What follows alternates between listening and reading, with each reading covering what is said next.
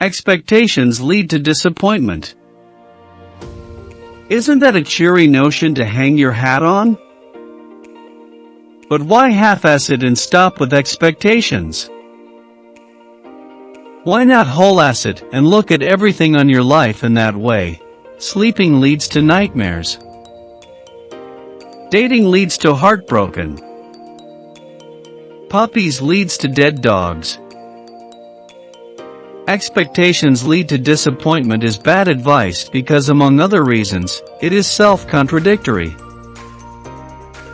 The belief that none of your expectations can ever be met is itself an expectation. It is a sucker punch of pessimism that offers you zero guidance. Expectations lead to disappointment is a statement without imperative, like life sucks, and then you die. Expectation and disappointment are emotions. They are unavoidable.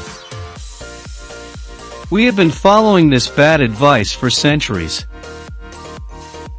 Blessed is the man who expects nothing, for he shall never be disappointed, mused the English poet Alexander Pope.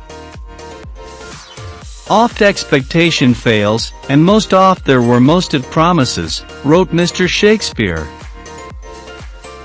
According to Ayn Rand, freedom means to ask nothing, to expect nothing, to depend on nothing. For as long as we have been bullshitting ourselves, this bad advice never gets any truer. But what makes this bad advice such a sticky idea is how badly people want it to be true. Who would not want a master control switch on their feelings? If you had a choice to opt out on disappointment, would not you take it?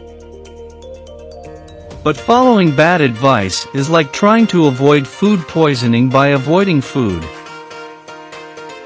If you expect to go through life without feeling disappointed, well, you are going to be disappointed because that expectation is not going to be met. Disappointment is an inevitability of the human condition, because it is directly connected to another human inevitability, expectations. We need expectation to function. They are building blocks of human society. Zoom out for a second, beyond you. The world is connected and powered by humanity's collective expectations. Every human on the earth goes to bed expecting the sun to rise in the morning. That is more than just reasonable expectations, that is necessary expectations for civilization to keep going. Your personal expectations are just as necessary to keep you going. Yes, they are that important.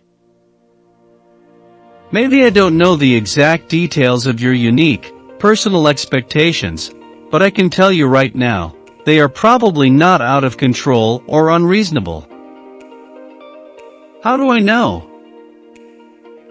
Look past the personal details, and what you find are universal human expectations.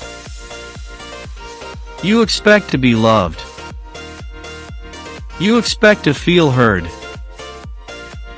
You expect to feel like you matter. Those are expectations worth having, and worth feeling disappointed over. From your own personal expectations to those that sustain civilization, expectations lead to disappointment denies the benefits and the need of expectation.